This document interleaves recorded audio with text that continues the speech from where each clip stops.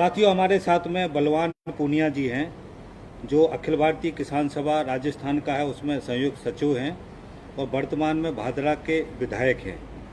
पूनिया जी, सवाल है वो बीमा, फसल बीमा है, उससे अंतर्गत जुड़ी हुई जो भी जानकारी है वो आप बताएं जरा, क्या है?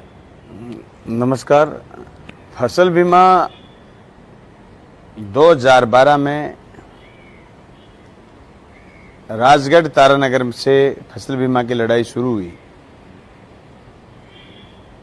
उसके बाद हमने ये देखा कि किसान की जब फसल बर्बाद हो जाए और उसका प्रीमियम काटता है बैंक, और जो एक निर्धारित बीमा कंपनी को देता है जो उस जिले के लिए एक फसल के लिए नॉमिनेटेड होती है, उससे हम क्षतिपूर्ति राशि लें। हमने इस बात को समझा। 2012 में राजगढ़ तारानगर में जब बीमा की लड़ाई जीते, उस समय बीमा मिलता था मौसम संदर्भ केंद्र से। निर्धारण होता था कि मौसम संदर्भ केंद्र बताएगा कि आपके यहां मौसम कैसा रहा। तो उस समय 80 करोड़ रुपए राजगढ़ के किसानों को हमने संघर्ष के बल पर दिलवाए। तब हमने हमारी कॉन्स्टिट्यूंसी, हमारे जिले में, हनुमानगढ़ जिले में राजगढ़ तारानगर के किसानों से इस चीज को समझा। आज भर मैं देश भर के किसानों को ये बात बताना चाहता हूं कि हमें दूसरे साथियों को देख करके भी सीखना चाहिए। क्रॉप कटिंग के आंकड़े, गारंटेड उपज, और उसके बाद हमारे यहां उत्पादन क्या आया, लंबा चौड़ा कोई मेथड नहीं है फसल बीमा। हमने इस चीज को समझा। समझने के बाद हमने 2013, 14, 15 में इसको संघर्ष पर लेके आए इस बात को। हालांकि बीमा थोड़ा थोड़ा मिला, बहुत जगह किसान जागरूक नहीं हुए, हम लोगों को जगाते, प्रयास करते, फिर धीरे धीरे किसानों की समझ बनी। 2016 में ये होते होते प्रधानमंत्री फसल बीमा योजना, इसका नाम हो गया। प्रधानमंत्री फसल बीमा में हालांकि हमें उम्मीद तो ये थी कि ये किसानों के पक्ष की पॉलिसियां बनाएंगे, लेकिन हुआ यूं कि क्रॉप कटिंग के जो आंकड़े आए और गारंटीड उपज के जो आंकड़े आए, उससे हमें यह लगा कि किसानों का ज्यादा भला होने वाला नहीं है। एक सीजन में अगर 3 फसलें हैं, जैसे मूंग है, मोठ है, ग्वार है, बाजरा है, नरमा, कपास है, गारंटीड उपज इस हिसाब से बना दी, सारी फसलों में तो बीमा आ ही नहीं सकता। हालांकि आप समझने की कोशिश करेंगे कि क्लाइमेट एक फसल के लिए खराब है तो दूसरे के लिए अच्छा कैसे हो सकता है। अगर मूंग मोठ के लिए क्लाइमेट अच्छा नहीं है तो बाजरे ग्वार के लिए अच्छा कैसे होगा। फिर भी हमारे जिलों में, हनुमानगढ़ जिले की बात करें तो 2700 करोड़ रुपए फसल बीमा क्लेम, और खास करके हनुमानगढ़ जिले में भी जो नहरी तहसील उनमें नहीं आया, भादरा, नौर और उसका कुछ क्षेत्र। चूरू में भी वही 2 तहसीलें लड़ने वाली, चूरू और तारानगर और राजगढ़, इन 3 तहसीलों में बीमा क्लेम आया, जिसमें चूरू में कम, राजगढ़ और तारानगर में ज्यादा, जहां लड़ाई मजबूत है। चूरू हेडक्वार्टर की वजह से कई बार हो जाता है। मैं पूरे देश के किसान साथियों से कहना चाहता हूं कि बात सही है कि क्रॉप कटिंग के आंकड़े आने के बाद अगर गारंटीड उपज के आंकड़े हम मेल कराएं तो अलग अलग फसलों में बीमा कम बनता है। जैसे हनुमानगढ़ जिले में संतुलित बीमा इसलिए नहीं आ रहा कि जो क्षेत्र संग्रिया का बेल्ट है, टिब्बी का बेल्ट है, पीलीबंगा का, हनुमानगढ़ का बेल्ट है, जहां धान का बेल्ट है, या जहां नरमा कपास का, कॉटन का बेल्ट है, अब कॉटन में 1 बीघा में 4 क्विंटल नरमा अगर पैदा हो गया तो बीमा नहीं मिलेगा। जबकि किसान की कॉस्ट आ जाती है, लागत मूल्य इतना, और 8 महीने की खेती है नरमा कपास की, कॉस्ट वो इतनी ज्यादा है। अगर ये समझो 4 क्विंटल नरमा तो नॉर्मल बात है, कम से कम 10 क्विंटल 1 बीघे का नरमा आए तब उम्मीद करते हैं कि अच्छी फसल हुई है। गारंटीड उपज इस हिसाब से बना दी, और अभी तो नया और कर रहे हैं जिसके लिए संघर्ष की जरूरत है। वो ये कि 2016 में एक क्रॉप कटिंग आधार होगा बीमा का। क्रॉप कटिंग के लिए कृषि विभाग और राजस्व विभाग लगेंगे। अभी कह रहे हैं स्मार्ट सैंपलिंग होगी, यानी स्टेलाइट से सीधा वो खेत पकड़ेंगे जो खेत में उत्पादन अच्छा है। इसलिए संघर्ष के मुद्दे हैं, इन मुद्दों पर लड़ाई तो जारी रहेंगी, लेकिन हम पूरे देश के किसान से कहना चाहते हैं, अखिल भारतीय किसान सभा के साथियों से कहना चाहते हैं कि आप हर फसल में, जो फसल बीमा में एफिलेटेड है, गारंटीड उपज पर जाइए, इस पर मुद्दा बनाइए, इस मुद्दे पर गांव गांव में, और जो किसान कर्जदार है, जिसकी केसीसी है, उसका प्रीमियम कटता है, नेसेसरी है। अब उन्होंने पिछले साल ये कहा साहब नेसेसरी नहीं है, उस बात का लोगों को ज्ञान ही नहीं। हालांकि कह दिया भारत सरकार ने कि बीमा अब नेसेसरी नहीं है, लेकिन एक किसान जिसके यहां फसल बीमा की जागरूकता नहीं है, उसको पता ही नहीं कि पिछली 1 साल से नेसेसरी नहीं है, आप बैंक में जाकर के लिख के दे सकते हैं कि हमारा प्रीमियम मत काटिए।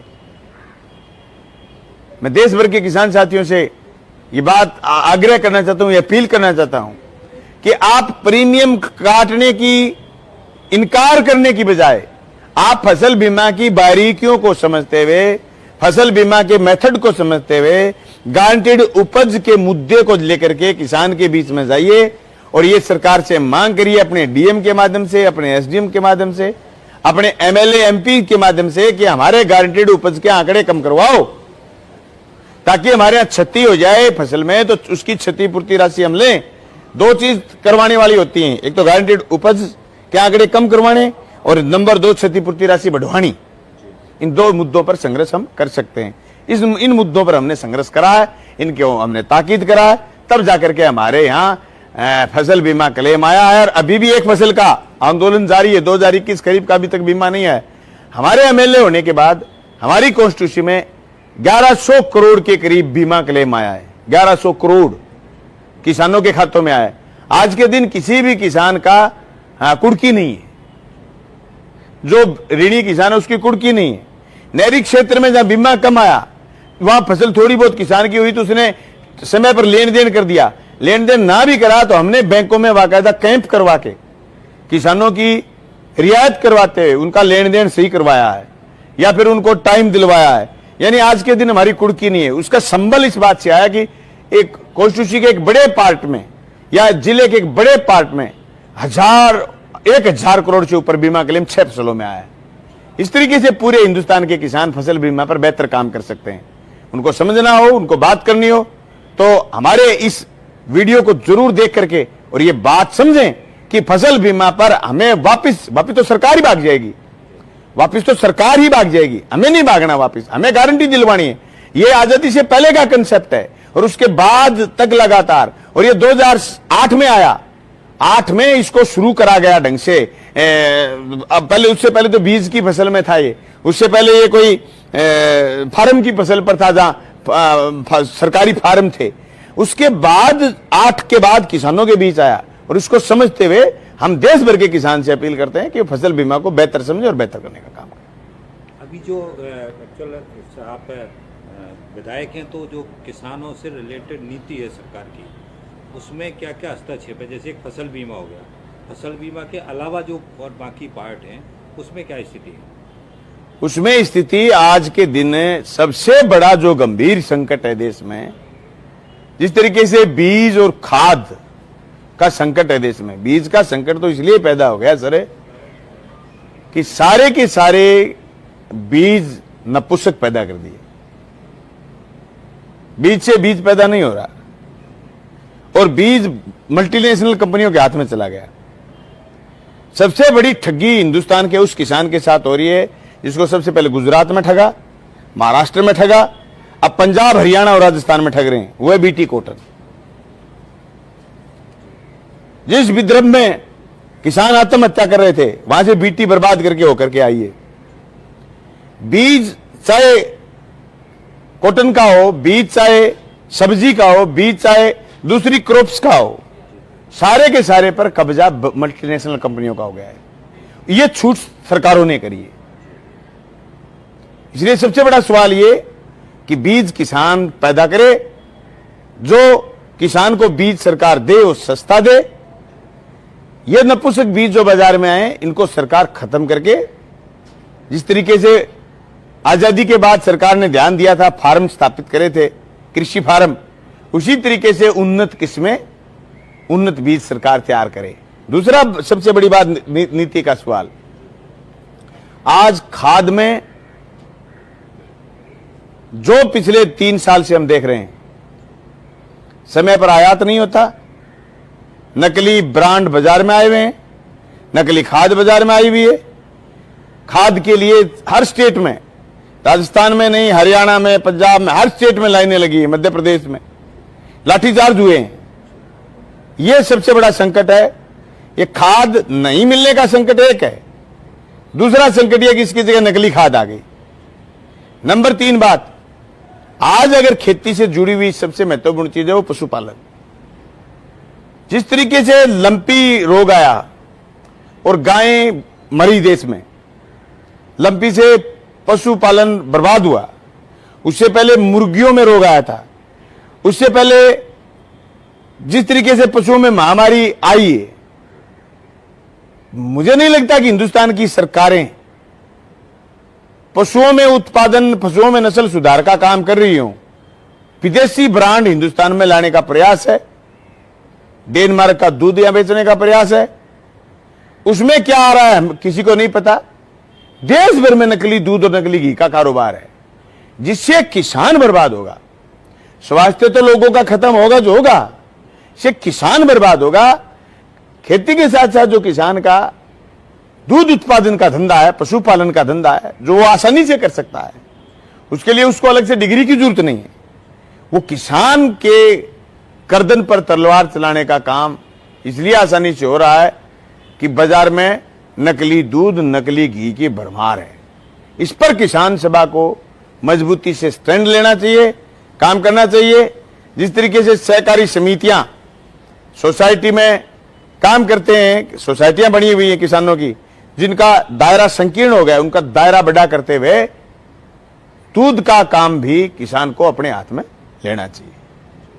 सरकारों को किसान को मदद करनी चाहिए। ये बात मैं विधानसभा में भी बोला हूं और ये बात हमें देश भर के किसान सभा के लोगों को गंभीरता से इस पर बात करनी चाहिए। इसके अलावा ये जो न्यूनतम समर्थन मूल्य पे खरीदी, आपके यहाँ बिजली का भी एक बहुत बड़ा सवाल है राजस्थान में। राजस्थान में बिजली का जो सवाल है, जिसमें तो 2005 में रेट बढ़ाने का प्रयास करा, नहीं बढ़ाने दिया। फिर बाद में वसुंधरा जी आए तो उन्होंने फिर प्रयास करा, फिर नहीं बढ़ाने दिया।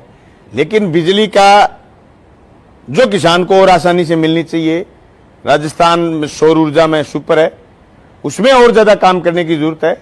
मैंने भी विधानसभा में बात करी है कि जिन लोगों ने अप्लाई करा है उन सबको कनेक्शन दे, सरकार ने घोषणा भी करी है, लेकिन अभी तक हुई नहीं। देश भर में किसान को, मैं छत्तीसगढ़ जाके आया था, वहां मुझे किसानों ने बताया कि हमें 18 घंटे बिजली मिलती है।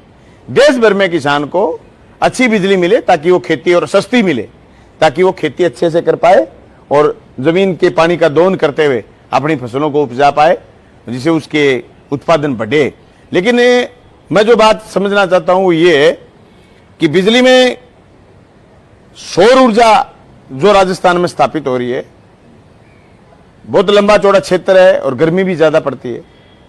वहां हमारा सरकार से सुझाव था भी और आगे भी रहेगा, और किसान सभा इस मूवमेंट को बीकानेर में, जैसलमेर में खड़ा करने का, बाड़मेर में खड़ा करने का प्रयास भी करेगी कि वहां जमीन मल्टीनेशनल कंपनियों को देने की बजाय भूमिहीन किसान, उनको जमीन पट्टे पर दे, वहां फिर सौर ऊर्जा विकसित हो। चाहे वो फिर ठेके पर जमीन कोई ले, लेकिन जमीन का मालिक किसान होना चाहिए। इसका मूवमेंट भी हम चलाएंगे, इसकी मांग भी हम करेंगे।